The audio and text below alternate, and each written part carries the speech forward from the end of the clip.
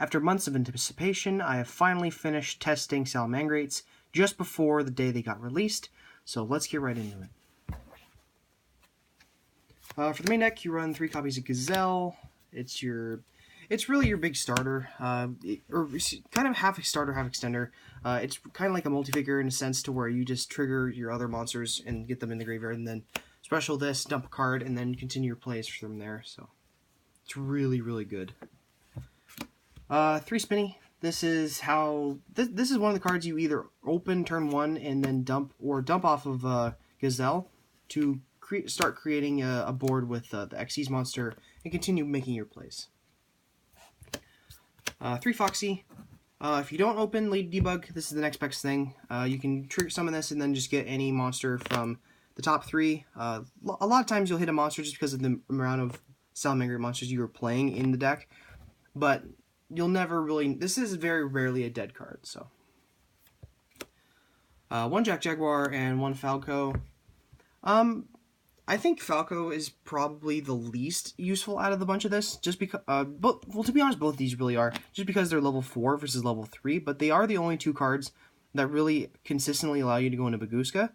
Jack Jaguar is probably the one I like the best, though, because it allows me to recycle the extra deck monsters back in the deck, and also return cards to the deck, such as, like, Ash Blossom, or other cards that are hard to reuse, so having both of these in here is pretty much a necessity, though.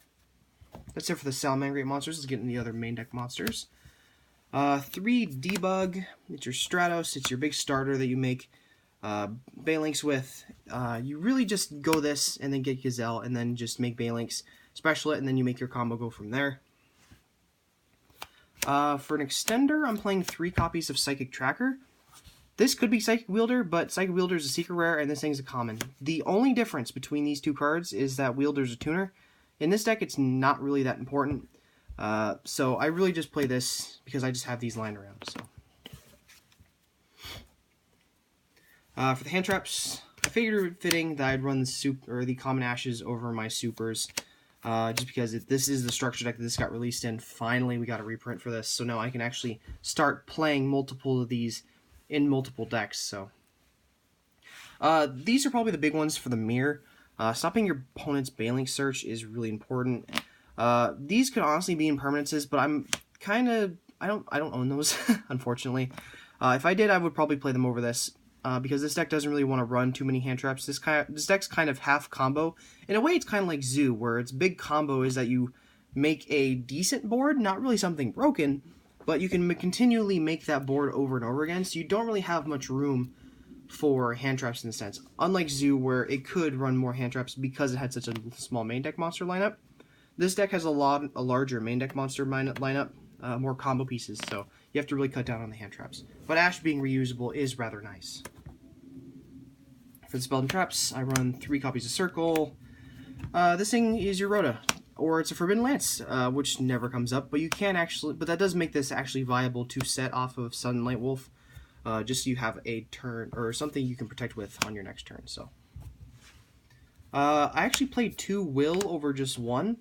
I think if you're playing just 1, you don't see it nearly enough, and 3, you don't really want to open multiples, or you don't really want to open multiples of this, so 2 is just fine. This is one of your big extenders, and even late game, it can revive some of your things, so that way you can make more plays, and then make Boral Sword or something without having to go into your Xyz monster, so. And then you play the 1 Sanctuary, and you don't really play anything other than the 1. You don't want to run Terraforming because you don't really want to search this off anything other than Balinks. Like, this is not really super necessary. Like, this is so easy to get to in your hand that you don't really want to play any multiples of it. So that's it for the Salamangreat spells. 1 Fusion of Fire. Okay, so I'm kind of half in and half out on this card. Because to be honest, I'd rather run Super Poly. This was more of a meta pick, just because over the past week, a lot more people have been testing Salamangreats with their proxies. So running the Super Poly over the Fusion of Fire is something I could be doing. But I'm really just testing both right now and seeing how it goes. I might prefer one over the other some days, but oftentimes I don't see this enough to warrant just playing one of these, so I'm actually just going to play 2. Two instant fusion. It's another extender that allows you to get to your level 3 fire dude and then make your Xyz monster. One foolish and one reborn extenders, and this is a starter card. You can dump almost all the monsters can revive themselves from the graveyard, so you just keep making them with this. And the reborn is just an extender. And 3 Call by the Grave. This deck loses hard to hand traps. Valor on the Balinks or Ash on the Balinks is really hard. Unless you have Gazelle to dodge it, but other than that, it's not really super easy to do. So 3 Call is probably really important. For the traps, I play 1 Roar and 1 Rage. This can reset itself, so I'm not really in particular wanting to play multiples of this. Where Rage, on the other hand, I'm actually considering bumping to 2. Breaking boards is a lot harder for this deck to do, so making multiples of this is not a bad option. At the moment, though, I'm happy with 1 and 1 for the reasons I've specified. So that's it for the main deck. Going on to the extra deck. You play 3 copies of Sunlight Wolf. You kind of have to. This thing, you will actually go through all 3 of them, unlike the other 2, which you don't really want. You don't really go through them all that easily. So 2 Heat Leo. You could, like, in most archetypes, if you had this kind of card, you maybe played a 1, maybe. But because this thing can reincarnate summon it into removal, this thing you have to play 2 of. So 2 Balinks. It's one of your starter cards. You make this into off of Lady Debug or Foxy, and then search your fusion spell, and then you reincarnate Link this away, so you have protection for your next turn. So yeah, at 2 is fine. 3 is a little bit much. So out of the way of the not exactly budget cards is Boral Sword, Unicorn. Removal and Borreload is an option for this deck. I prefer Boral Sword, though, just because Borreload is only removal. Boral Sword is actually something that allows me to go into a game-winning scenario where Borreload just has a little bit of pressure on your opponent, and then it removes the monster at the end of the next turn. So I don't really prefer to play it over this. So 1 Phoenix. I'm honestly thinking about bumping this to 2 in the future. Maybe cutting the Baguska. Just so that this is the 1 nightmare you can actually trigger underneath the effect of your Link or of your rank 3 monster, so this is actually probably pretty good. And you can trigger it when you have the Banelinks on the field, so this is actually rather nice. 1 Cherubane, the Knight or the Fire Knight. This is your rank 3 target or the level 3 target for Instant Fusion. I've considered Instant Fusion for Thousand Eyes, but the extra deck is a little bit tight at the moment. In the future, I probably might play it, just depending on how the Thunder Dragon matchup goes. At the moment, I'm not having any major issues with it. So yeah. 1 Violet Chimera. Like, this is your boss monster. You don't really make this super often. You really make this in the mirror. And when you happen to draw Fusion of Fire. So. But again, Fusion of Fire you don't draw into enough to warrant playing multiples of. 1 Baguska.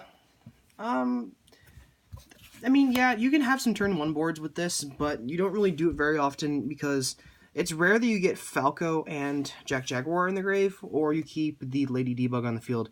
Oftentimes, you'll be linking those away for the Banelinks to start your combos, though late game, this can be a decent option. To end up the last of the extra deck, you play 2 Magistapelio, or Miragistapelio. Yeah, this is your Invoker. You make this almost in every combo. If this gets hit or linked away, it's really not that big a deal because when this thing is linked away, you can do more removal, which this deck can have a little bit of issues with. Anyway, guys, that's about it for the main deck. For my final thoughts on the deck, I'm kind of glad this deck exists. I mean, this is probably one of the better budget decks we've seen in a while. We don't really have that many budget formats. The one I really remember was when we had ABC, but even then, that deck had a few cards like Lady Debugger that was a little bit out there in terms of pricing. Like, I remember gadgets were pretty expensive. The only other one I can think of off the top of my head is Dinos for Pure, but again, Dino Draco was better, and Monarchs, which was pretty good at Pure, though the largely superior deck was probably the extra deck Monarchs with Garbage Lord, am I right? Anyway, guys, that's it for the deck profile. I hope you guys enjoy. If you have any suggestions or comments on how I should edit the deck in the future, please let me know. I'll see you guys later. Bye.